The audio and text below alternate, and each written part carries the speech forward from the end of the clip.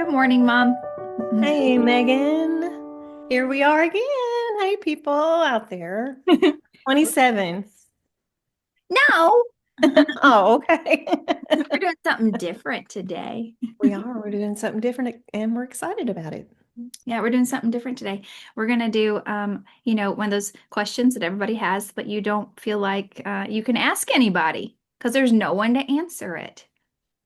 And you feel like maybe you're the only one that has this question sometimes. Logically, you know it's not true, I but think. but I on don't the know. inside of you, you think this question. Yeah. And you Okay. know what's really interesting to me? This question has shown up so much with all these coaching clients I have. They all have the same feeling. So then it means it's not a rare question. So what is that question? Have you ever felt like there was a time that you just didn't belong at all in your life? You did not belong in your situation and you did not belong maybe on the planet. Why am I so different than everybody Yeah. else that's having a Yeah. party? Yeah. And so that's a big one, a big question. So, I mean, you as my mom have watched me go through life. Like, has this been a common theme for me as a mother watching me? Yes, Yes. probably right. Like, how many times have we had this talk? And especially, well, in childhood, and as mothers, you want your children to feel like they belong to the school group. And then when you would see them go through things, it's like, oh, It's but it hard. must, yeah, It's so it's, hard. It's still hard because now we're doing it with my, especially my girl, but yeah, my oldest girl. We're doing it now. And sometimes you have to talk to her on the phone about the same thing. So, like, are there some deeper spiritual reasons behind why right. we feel like we don't belong? And that's what we want to talk about because I think so. And I found some peace in that, and you found some peace in that. And so let's Well, get in. first, I kind of had to go through the valley a little bit and think about it because it's like, where did these feelings come from? And I think, I don't know about males, but females, especially the way we were raised, and here I'll go back to that again, but we were raised to not belong. We were raised Mm. to have ideas and thoughts that we were not supposed to belong. We were supposed to be in the world. Is that what is in the world? In the But not world, but not of. of the world. Like we were Mhm. specific, you're right. And that's a very unique position to be in too, is we had that specific Mhm. fundamentalist group that said, 99% of people are going to go to hell. We're the only Yeah. 30,000 Mm. in the whole since, I don't know what, since the Something, yeah. flood. Maybe 30,000 people, or is it 30,000? I can't even remember this stuff anymore. It was a very small amount of Mhm. people that were supposed to be able to be in heaven. Like And 144,000. okay, So, I don't know where I got 30 from. Probably that's the population of what we have in the United States that belong to this specific little group. That's probably where I got it from, which we wouldn't even included all those. So all the way since the mhm. time of the flood, I suppose you're supposed to only have 115,000. Is that what you Or said? I don't something. know. Whatever, we believe that literally. So we were always taught to feel weird anyway. But there's And the, more going on than just that because I hear it from my clients. I hear yeah. it from all kinds of people saying, Mhm. "Why am I just don't fit in? Why don't I fit in?" Mhm. So, And so then, and some of our studying has um, been the Tao, studying a little bit about the Tao. And I'm not going to share the whole thing, but uh, I found a connection a little bit, and that was in the chapter 25. But anyway, um, our practice, this person wrote, will never set us apart from any other being. And so I'm just thinking, here's a peaceful thing. So this practice of Tao will never set us apart from any other being. We affirm that all living beings are being led in their own way along this path. This affirmation is contrary to the habit we all have of assuring ourselves we are going in the right direction by seeing how others are going in the wrong direction. So we do that us and them thing, you know. yeah. Who do you set apart as them or wrong or ignorant or deluded? How does this affect your experience of life? So we kind of do it to ourselves a little bit. And then there is but really there is no them, there's only us. That's And and I now I'm going to jump to something else. I'm sorry, Megan, because you have your own thoughts. mm-mm. But there's a quote, either I'm thinking either try to think this way or not. So here's a quote: do or do not. There's no try. And this is Yoda. Yeah, well, I like that. Do or do not. But so what you just said though, like pretty much is I don't know, what popped in my head is that, the more we let go of those expectations of looking around us, all those social structures, the more at home we feel in our bodies. That's very Taoist. And so when I'm working with people or myself, because I have to remind myself every minute of the day, and I'm by no means perfect, that inner compass of feelings. Yeah. And so when something feels like it doesn't belong, like you don't belong to it anymore, maybe it's a red flag. Yeah. Maybe it's a red flag that there's something that you really don't resonate with anymore in that. And Mm-hmm. unfortunately, that might even be like our society as a whole.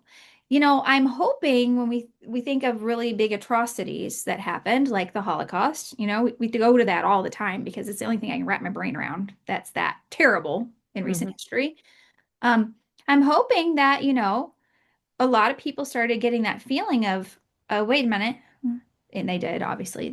I don't align with the group. I don't align with the Mm-hmm. group. Mm-hmm. So being part of the group is obviously not always a good thing. Yeah. So like Adlerian psychology says not belonging is a signal that your place is not there anymore. Mm-hmm. Mm. That's gigantic. It is gigantic. That's a gigantic thought. It's scary. But I think of like, even on a very superficial level, for me, this was superficial when I figured this out about my career path. Okay. Because there's some Mm-hmm. deeper places we've figured out that we didn't belong either, like relationships or familial things or religions or even government structures. But I think it was like a good 2 or 3 year process that I talked to you on the phone almost every day, where I was like, what is wrong with me? Why can't I deal with the field of speech language pathology? I'm good at it. I have a Mm-hmm. flexible job. I get Mm-hmm. paid okay. What is Mm-hmm. wrong with me? And Mm-hmm. I everyone's happy and I go to these meetings with these other women and they're all just like happy and happy, doing things Mm-hmm. with glitter and happy faces and I Mm-hmm. don't know what is wrong with me. I'm like, what the heck? And I could not make that leap that maybe I outgrew that paradigm Mm-hmm. that was very clinical, Mm-hmm. very black and white thinking. Yeah. And not so humanitarian and not so nuanced and Mm-hmm. empathetic. And I couldn't keep doing it the way I was doing it anymore. But for so long, it took me like years to figure Yeah. out, wait a minute, there's nothing wrong with me. I've just outgrown that. And it doesn't mean I'm better.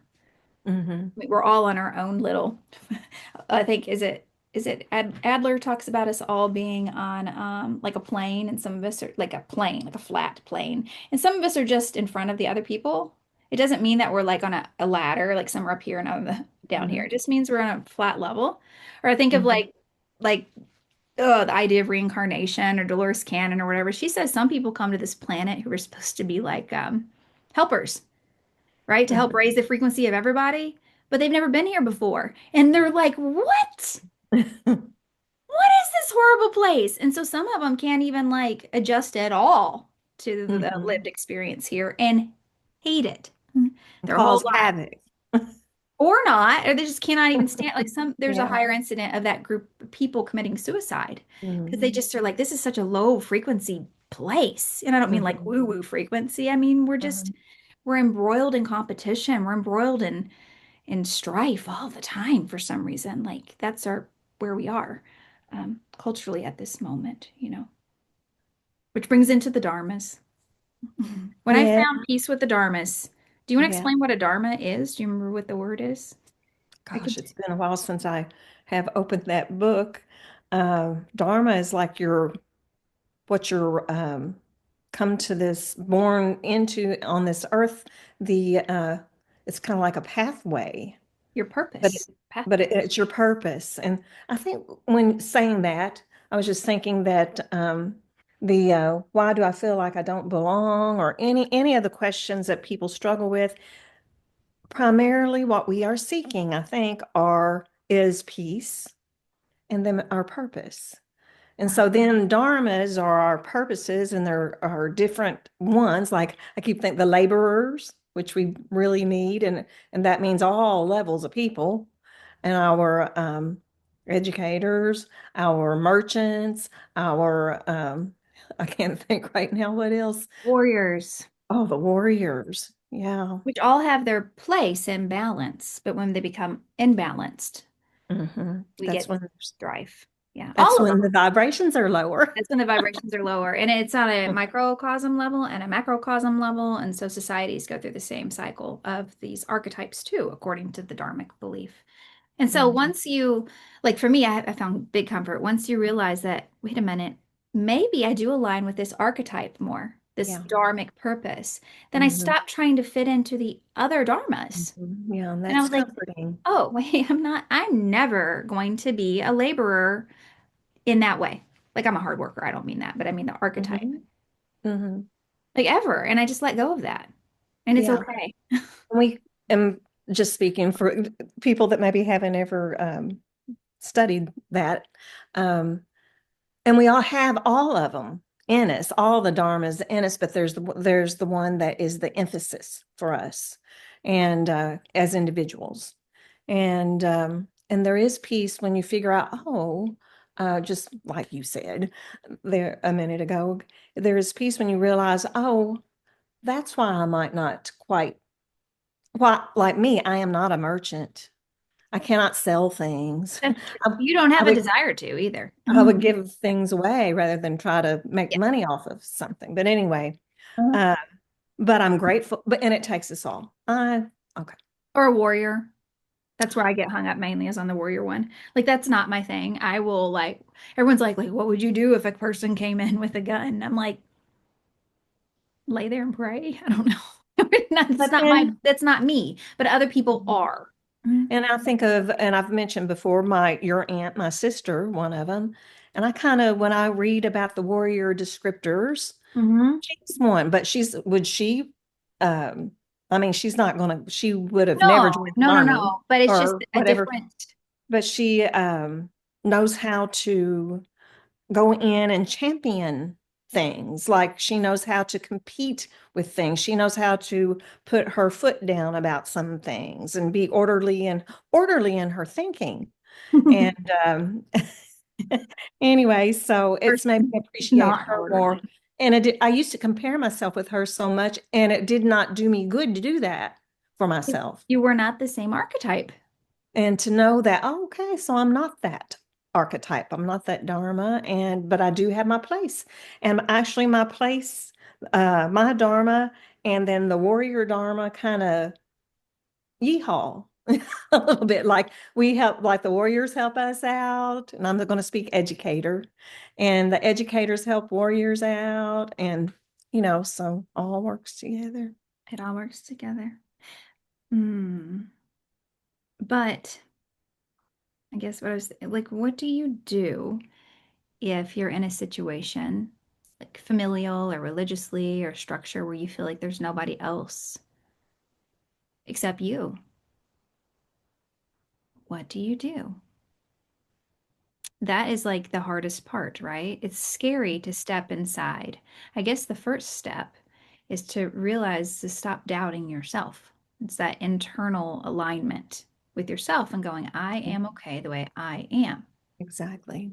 And then when you can stop wavering in that way, that internal compass that guides your very being and all your decisions, then you start kind of, I guess, it sounds so woo-woo, vibrating out in ways that you connect with other people that are similar Mhm. to you. Now, you may not believe that. I used to say that to you all the time, or I'd say it to myself, and I Mhm. just didn't even believe it. It I does know. happen. Yeah. And I know um, I still struggle sometimes with this, but then things do kind of, but when I lean into knowing that I'm fine the way that I am. When I lean into, and I say God, but I mean that everything really wants good, you know, when I lean into, even if there's struggles, but that we will be supported, that there's Yep. good, um, things do kind of sometimes fall into place. And it's like, well, a Trusting the lot. flow. Trusting the flow does work.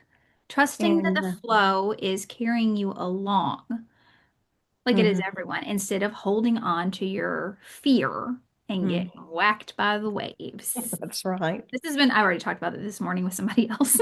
Like, this Oh, is the well, thing I talk about with everybody is getting whacked by the waves in the stream. Like, we love to hold on to our social structures. We just love it. We'll hold on to social structures to our own detriment for yeah, years and years and years, regardless of how it's hurting our souls. yeah.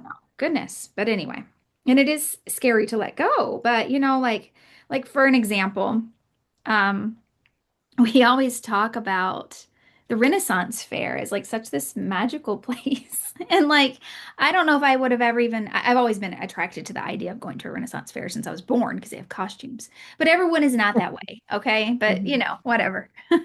But thankfully, I live near enough to one that we get to go, and you got to go, and I got to go, and our whole family gets to go.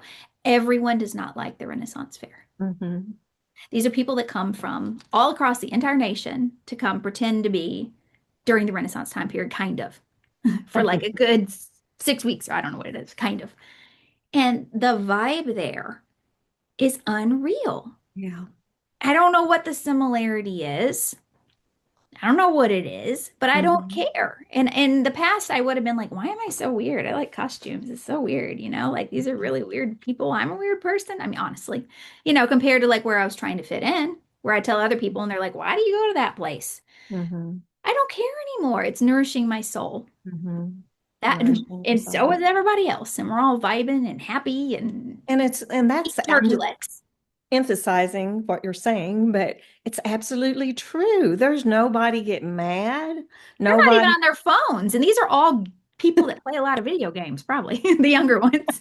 We're not even on our phones. And they don't say, put thy phone away. They don't even have a sign that says that. But like for And, some reason, we're not even on our phones and we're just like living the dream. I have no idea mhm. why. And people Cracks me smile at up. each other, and it is very interesting, even though it's hot and dusty. Yeah.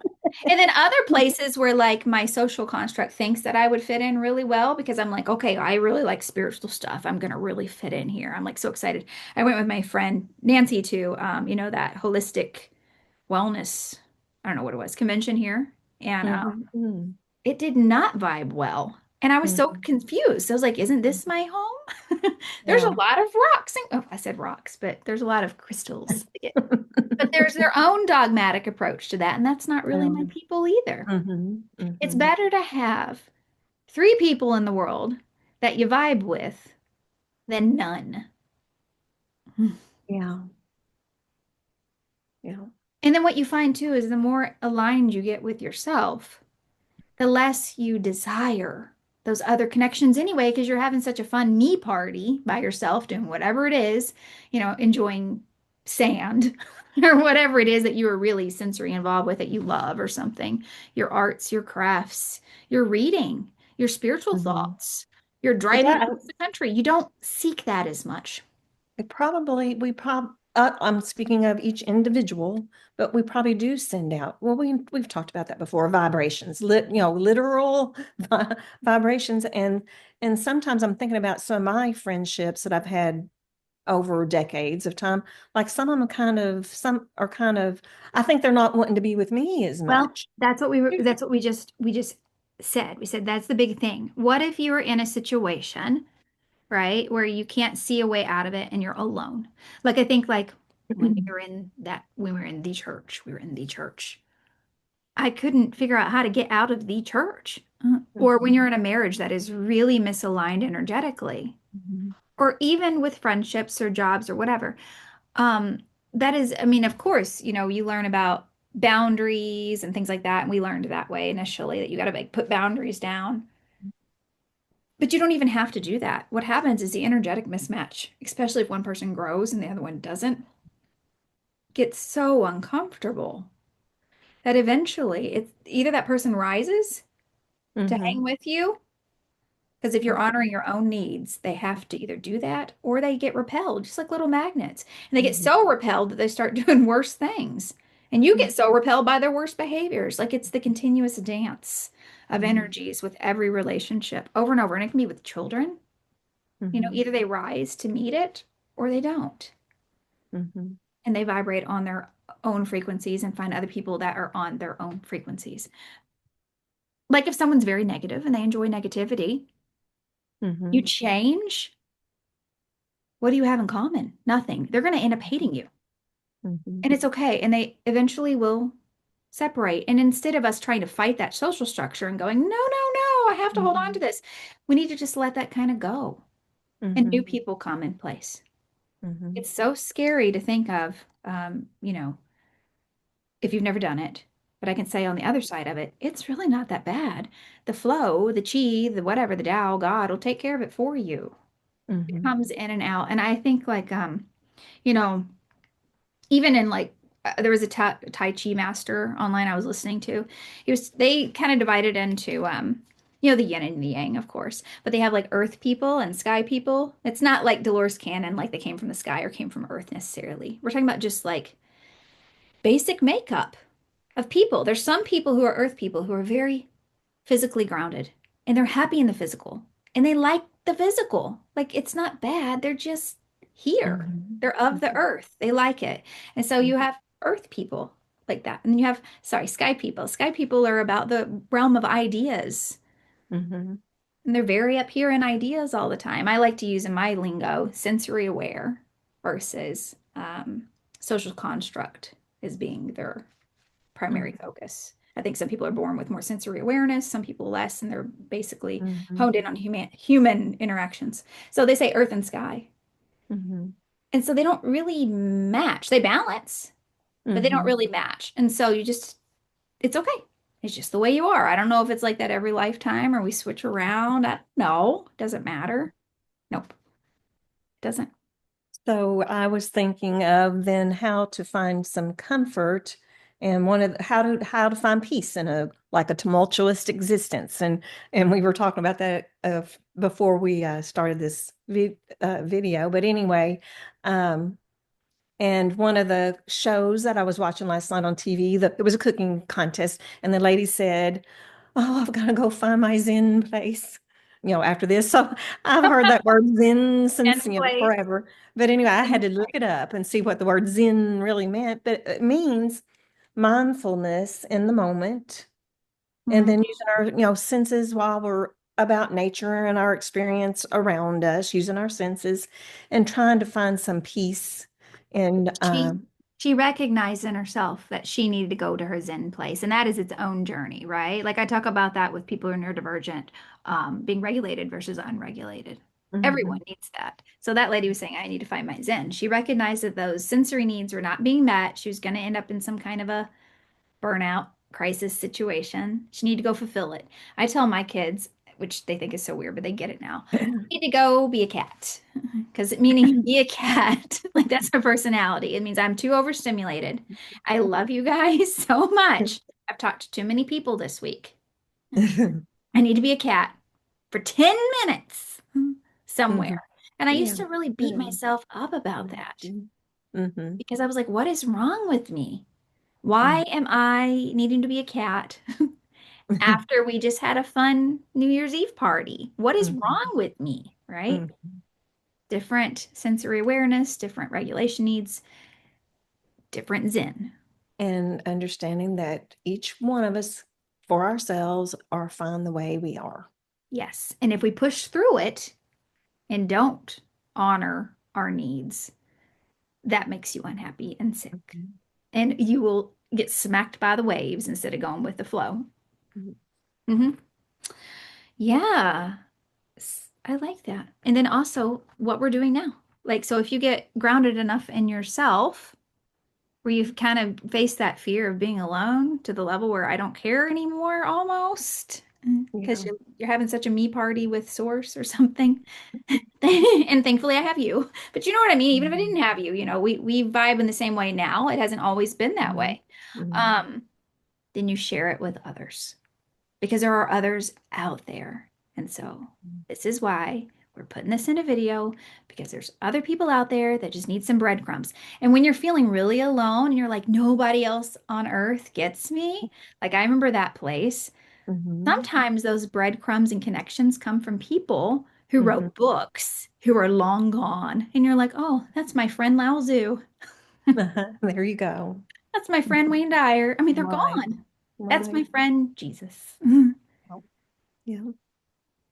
Yeah, I found comfort in that. But then you find out, oh, wait, there's other people too. But a lot of times, Mhm. other people, especially like this Dharma type, probably educator Dharma type, are kind of quiet about their beliefs because we're living in a different type of Mhm. Dharma World. world Mhm. right now. And so you don't want to talk out loud about them because you're scared.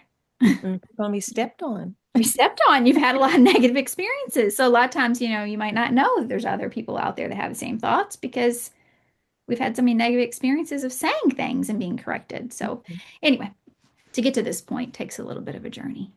And But so I'm thinking of like, I know we're probably getting ready to wrap up, but like Mike Dooley, which wrote a book, I can't remember the name of it, but anyway, his thing is thoughts are things, so choose the good ones, and ooh, I and it's a choice, kind of am I going to accept that I'm worthy enough that I can be, and I keep going back to it because it's my mantra, I guess. I'm fine the way I am. yeah. And everybody has their own mantra with it. Yep, I like that one. Somebody can borrow it if they need to. Mm. So, at the leaving last impression question, what do? You stop shrinking where you've outgrown. So we'll ponder upon that, That's it. and you all ponder upon that. Yeah, and then we'll come up with another question that people are too afraid to ask. Okay. Yeah. All right. That was fun, Mom. Thanks. Yeah, good. Thank you.